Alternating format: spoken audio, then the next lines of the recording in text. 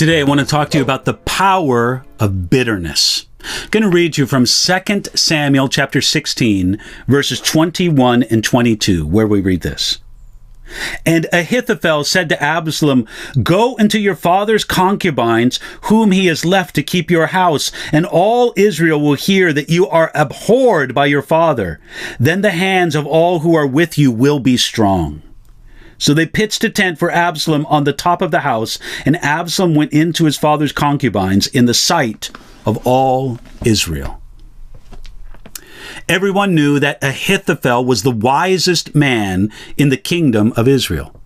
He enjoyed the position of chief counselor to King David, and he used his position well. He was so respected for his advice that when Ahithophel gave advice, they said it was just as if God had spoken. Then came the problem with his granddaughter. A wealthy man with enough political power to cover up his sin took advantage of Ahithophel's granddaughter.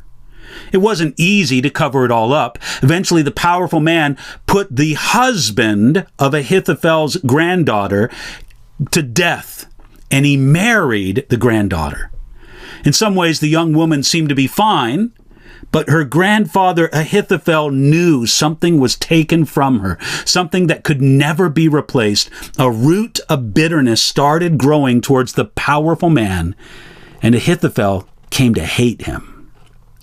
Ahithophel's the grandfather. Bathsheba is the granddaughter. David is the powerful man. 2 Samuel chapter 11 verse 3 tells us that Bathsheba's father was Eliam, one of David's mighty men. And this also means that her grandfather was Ahithophel, according to 2 Samuel chapter 23 verse 34 and chapter 15 verse 12. Therefore, when Ahithophel saw David's son Absalom overthrow the government of his father, he joined with the traitor, and he went against David.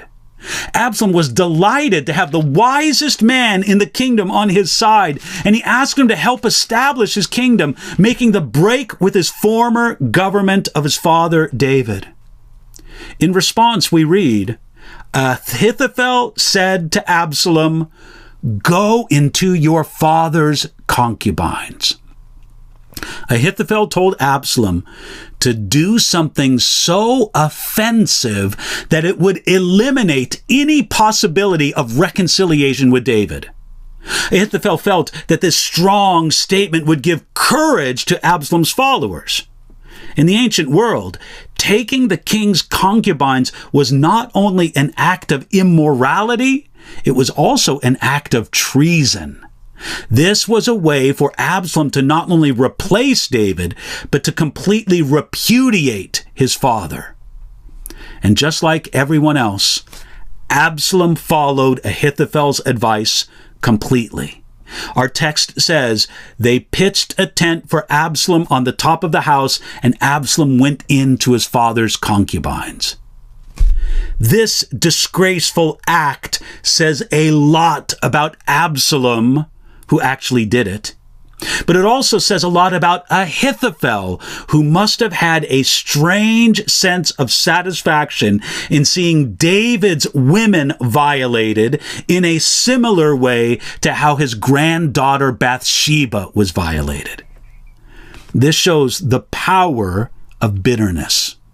Ahithophel was willing to see these women abused, to see Absalom grievously sin, and to see the kingdom of Israel suffer greatly simply to satisfy his longing for bitter revenge. Ahithophel had a well-deserved reputation for giving counsel almost as good as God, but in this case, his counsel was foolish and destructive. It was foolish and destructive because God answered David's prayer by prompting Ahithophel to give this foolish counsel and for Absalom to take that counsel. Most of all, it was foolish and destructive because it was motivated by bitterness. Bitterness has the power to turn our best qualities sour. Friend, Has a root of bitterness grown down into your soul, spreading its dangerous poison? It's not too late. Let God take out that root of bitterness that poisons even your very best qualities. You can talk to God about that today.